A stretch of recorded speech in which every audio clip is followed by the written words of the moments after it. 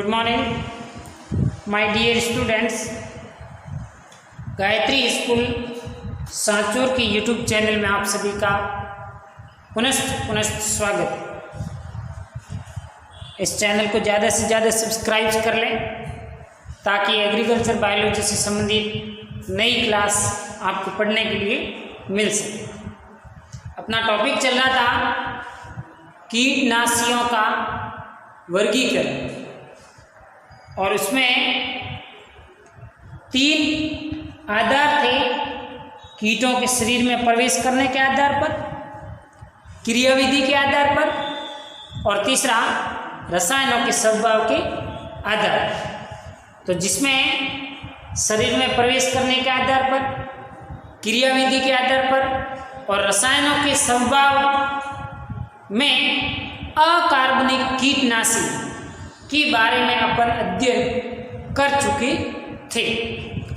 आज के वीडियोज में अपन रसायनों के स्वभाव के आधार पर कौन कौन सी कीटनाशी काम में ली जाती है उनके बारे में अध्ययन करेंगे। रसायनों के स्वभाव के आधार पर इन कीटनाशियों को 2 वर्गों में वर्गीकृत किया।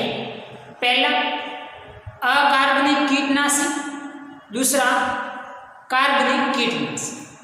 अकार्बनिक कीटनाशी के अंतर्गत अपन ने आर्सेनिक यौगिक, फ्लूओरिन यौगिक, गंधक एवं गंधक के यौगिक, फॉस्फोरस एवं फॉस्फोरस के यौगिकों के बारे में अध्ययन कर चुके थे। आज अपन कार्बनिक कीटनाशियों के बारे में डिटेल से अध्ययन करेंगे। तो जिसमें पहला है जंतु कीटनाशी एवं उसके व्युत्पन्न। इसमें कौन कौन सी कीटनाशी है? पहली है कि जंतु कीटनाशी में नेरिस टॉक्सिन जो बाजार में व्यापारिक नाम से पादान के नाम से उपलब्ध होता है। कौन सी है? नेरिस टॉक्सिन मार्केट में पादान नाम से उपलब्ध होता है। ये समुद्र में पाए जाने वाला एनेलिडा जिसका नाम है लुम्ब्रिकोनेरिस हेट्रोपोडा व लुम्ब्रिकोनेरिस ब्रेविसिरा से प्राप्त किया जाता है। यानी कि ये पादेन एक समुद्र में पाए जाने वाला एनेलिड से एक जंतु है लुम्ब्रिकोनेरिस हेट्रोपोडा और लुम्ब्रिकोनेरिस ब्रेविसिरा नामक एनेलिड्स जंतुओं से प्राप्त किया जाता है। ये कीटों की सेंट्रल नर्वस सिस्टम केंद्रीय तंत्रिका तंत्र को कमजोर कर देता है जिसके फलस्वरूप कीट की मृत्यु हो जाती है। तो ये एक प्रकार का कार्बनिक कीटनाशी है। पादेन या नेरिस टॉक्सिन समुद्र में पाए जाने वाले एनेलिड्स जंतुओं से आइसोलेट किया जाता है और ये कीटों की केंद्रीय तंत्रिका तंत्र को नुकसान पहुंचाता है जिसके कारण कीट में पैरालिसिस के लक्षण उत्पन्न हो जाते हैं और धीरे धीरे कीट की मृत्यु हो जाती है। दूसरा वानस्पतिक कीटनाशी व उनके व्युत्पन्न।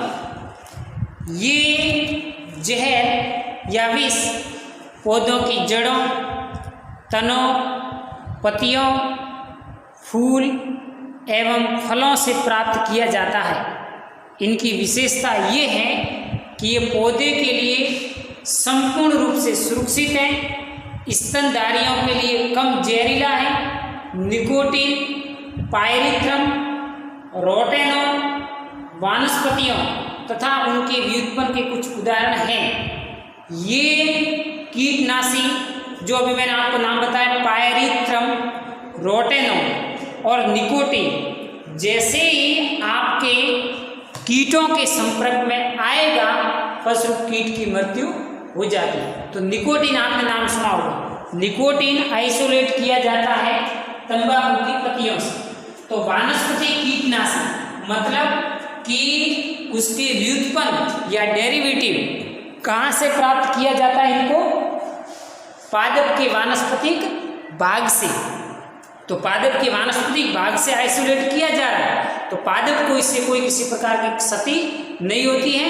लेकिन कीट जैसे इन निकोटीन के संपर्क में आता है तो कीट की मृत्यु हो जाती है। तो हमें क्या करना है? कीटों का नियंत्रण करना। तो कीटों के नियंत्रण करने का ये एक प्रकार का कार्बनिक कीटनाशी मेडिसिन है जो पादपों के वानस्पतिक भागों से आइसोलेट किया जाता है।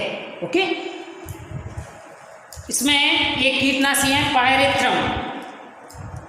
ये क्राइसैंथेमम कॉक्सिनियम नामक पादप के फूलों को पीसकर उनका रस निकाल करके प्राप्त करते हैं। क्या? पायरेथ्रम।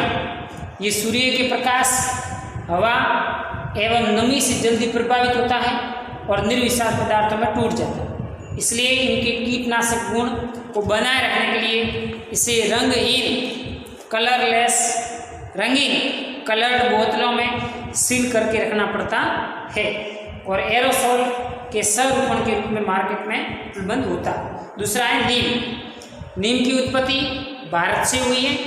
इसका वैज्ञानिक नाम एजा डिरेक्टा इंडिका, जो अपने खेतों में सामान्य नीम खड़ा है उसकी बात करें। नीम के सभी भागों में कीटनाशी गुण होते हैं, परंतु इसकी निम्बोली, जो नीम का जो निम्बोली बीज है वो अधिक उपयोगी होता है कीटनाशी दवाइयों को निर्मित करने के लिए।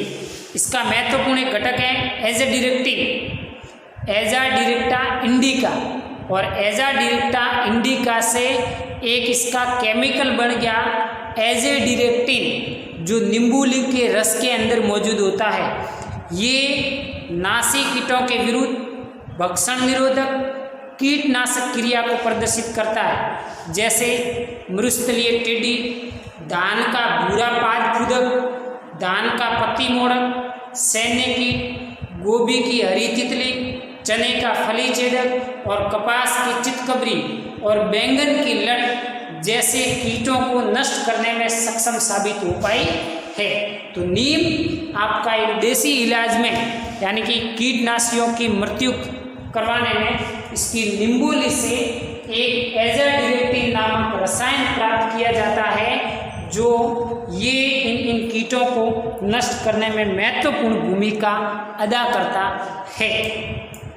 थर्ड, तेल एवं उनके पायस, यानी कि तेल से कुछ कार्बनिक कीटनाशी तैयार किए जाते हैं। तेल हाइड्रोकार्बन के जटिल हैं। ये दो प्रकार के होते हैं, एक पेट्रोलियम तेल और दूसरा कोलतार तेल। इन दोनों तेल का उपयोग कीटनाशी के रूप में फसल के ऊपर किया जाता है। इनके माध्यम से सल्फ कीट, मिलीबग, सफ़ेद मक्खी, बरूथी और अंडों के विरुद्ध में प्रभावी है। ये कीटों में श्वास नलिकाओं में अवरोध उत्पन्न करता है, जिसके कारण कीट को श्वसन से संबंधित प्रॉब्लम क्रिएट होती है और कीट की मृत्यु हो जाती है। चौथा, कार्बनिक थायोसाइनेट। ये कीटनाशी नासी कीटों के अंडों, डिंबक, लार्वा, वयस्क के लिए जहरीला होता है। थानाइन, लिथेन 384 ज़्यादा काम में लिया जाता है और सभी कार्बनिक थायोसाइनेट संस्पर्श विष प्रकार के होते हैं। यानी कि जैसे ही कार्बनिक थायोसाइनेट कैसे हैं कि इनके संपर्क में जैसे कीट आया तो कीट की संपर्क में आते ही मृत्यु हो जाती है। डाइनाइट्रोफिनाइल, पांचवा, डाइनाइट्रोफिनाइल, और इनका उपयोग बरूथियों के अंडे, इनके लार्वा और वयस्क यानी कि कीट के जीवन चक्र को प्रभावित करता है डाइनाइट्रोफिनाइल। ये संस्पर्श के रूप में और अंतर्ग्रहण संस्पर्श, जैसे ही डाइनाइट्रोफिनाइल दवाई के संपर्क में आया कीट मर जाएगा, या भोजन के माध्यम से कीट ने इसको शरीर के अंदर ग्रहण कर लिया तब भी इसकी मृत्यु है वो होनी स्वाभाविक है। अगला है सल्फोनेट, सल्फाइड एवं सल्फोन।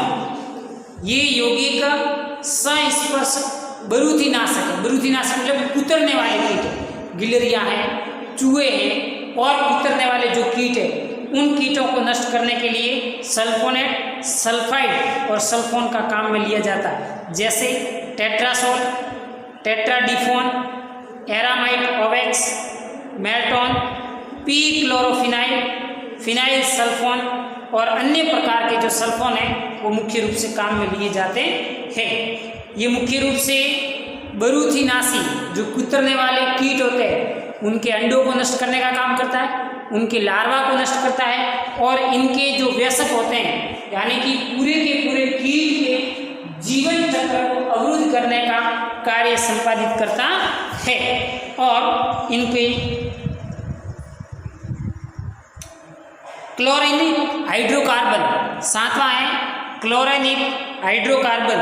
ये आपके 12वीं क्लास के बच्चों के जो एग्रीकल्चर बायोलॉजी की बुक हैं पेज नंबर 62, 63 एंड 64 तक इसका वर्णन है वो दिया हुआ है। तो आपको यदि कहीं देखने में सुनने में कहीं प्रॉब्लम आ रही है तो आप पेज नंबर 62, 63 एवं 64 में जाकर के भी आप इसका अध्ययन कर सकते हैं। ओके, क्लोरेनिक हाइड्रोकार्बन, इसे आर्गेनोक्लोरिन यौगिकों के नाम से भी जाना जाता है। ये कीटनाशियों के समूह का निर्माण एवं द्वितीय विश्व युद्ध के पश्चात इसका विकास हुआ था और ये एक आधुनिक कीटनाशी के रूप में जाने जाती है, जिसमें थी DDT, बहुत इम्पोर्टेंट क्लोरेनिक हाइड्रोकार्बन प्रकार की एक कीटनाशी है जो द्वितीय विश्व युद्ध के बाद बहुत ही प्रचलन में आई थी, जिसका नाम है DDT, that is dichloro diphenyl trichloroethane. इसका पूरा नाम है DDT, डाइक्लोरो डाइफिनाइल ट्राइक्लोरोएथेन। एक प्रकार की कीटनाशी 2,4-D, एक प्रकार की खरपतवार नाशी है 2,4-डाइक्लोरोफिनॉक्सी एसिड। ये आपके एक प्रकार की खरपतवार नाशी है। DDT, BHC, benzene hexachloride. यहाँ पर ये क्लोरेनिक हाइड्रोकार्बन है। एक है DDT, ठीक है, डाइक्लोरो डाइफिनाइल ट्राइक्लोरोएथेन। एक है BHC, बेंजीन हेक्साक्लोराइड। ये एक प्रकार के हाइड्रोकार्बन के सम्मिश्रण है और कीटनाशी दवाई, ठीक है। ये एक रसायन है DDT, BHC और डेक्सोना। ये एक प्रकार के क्लोरोनिक हाइड्रोकार्बन के रूप में कीटनाशी दवाइयों के रूप में इसका प्रयोग किया जाता है, ठीक है। तो DDT और BHC के कीट नियंत्रण में इनके उपयोग से कीट नियंत्रण के इतिहास में क्रांतिकारी परिवर्तन आए। इनमें क्लोरीन, हाइड्रोजन व कार्बन उपस्थित है।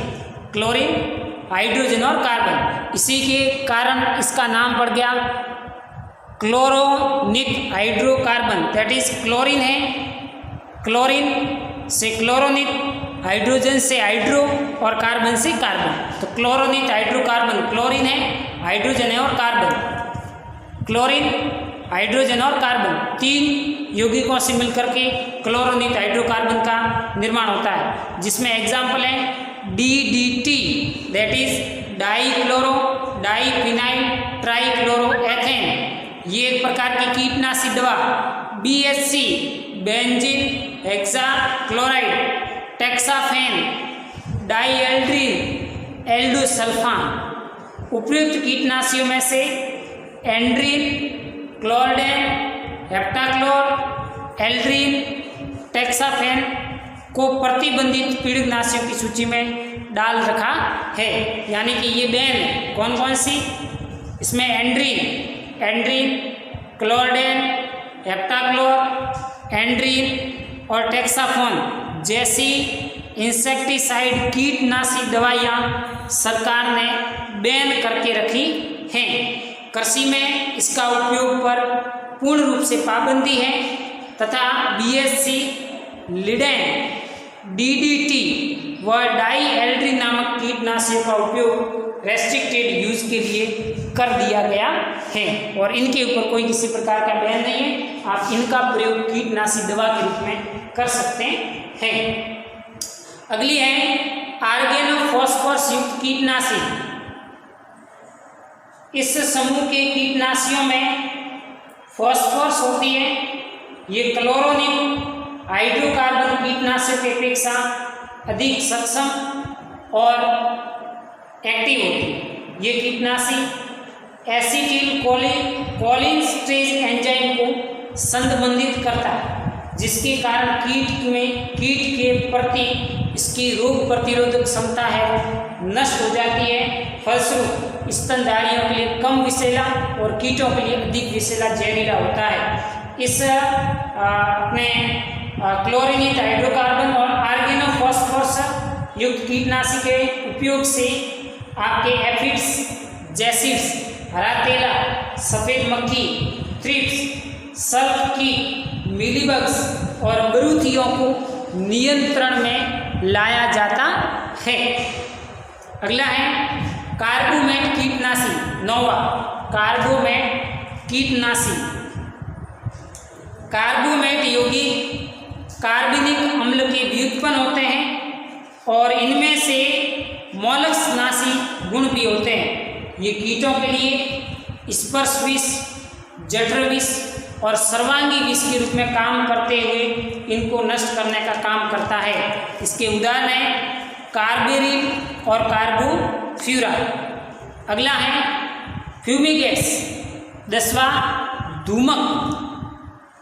ये वे पदार्थ हैं जो साधारण तापक्रम पर गैस में परिवर्तित होकर के कीटों के श्वसन नलिकाओं के अंदर उपस्थित श्वास रंध्र को अवरुद्ध करते हैं और श्वास रंध्र को अवरुद्ध कर देते हैं, जिसके कारण उस श्वास रंध्रों के माध्यम से होते हुए इनकी तंत्रिका तंत्र पर जाकर के आक्रमण करते हैं और तंत्रिका तंत्र को नष्ट करने के बावजूद उस कीट की मृत्यु स्वाभाविक हो जाती है।